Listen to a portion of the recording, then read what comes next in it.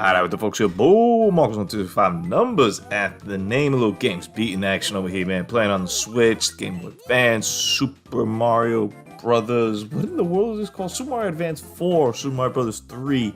The naming convention, these were wild, man. I remember when they were coming out, I was like, who in the world want to play these? I have these on the Super Nintendo. Like, why would you want to do this portably? Little I know how much you might want to do it portably. The screen scrolling is a little bit of especially when you kind of go from like a high area or something like that. Outside of that, they play like the, All-Star Pack play.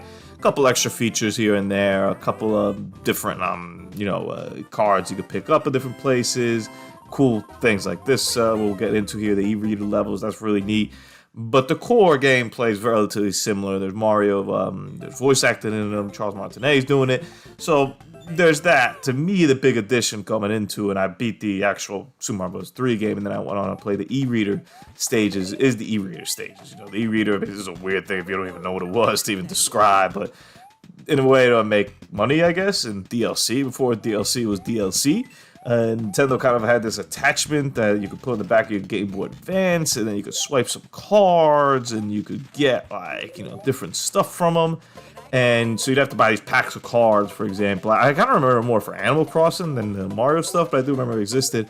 So anywho, there was all these Super Mario Bros. 3 levels done in like the All-Stars kind of format on these e-reader cards and levels that nobody had really played, because who in the world was buying all that? I presume somebody did, so I presume somebody played them. I know they're emulated. I know they're on emulation. People have kind of put them on there, so I've seen some of the stages, but I hadn't seen all of them. And I didn't even know, for example, the first two are just replicas of like the first 1 and 2, 1, 1, 1, 2. And I think there's a couple other ones as well that kind of keep going like that. And then eventually you get into some more funky stuff, almost like almost like Mario Maker kind of material. Really funky levels that wouldn't necessarily fit into what you thought of Nintendo at the time. So it's really cool that we're able to play these now on the Switch, and now you don't have to do all that e-reader kind of nonsense. Really cool addition right there on Nintendo.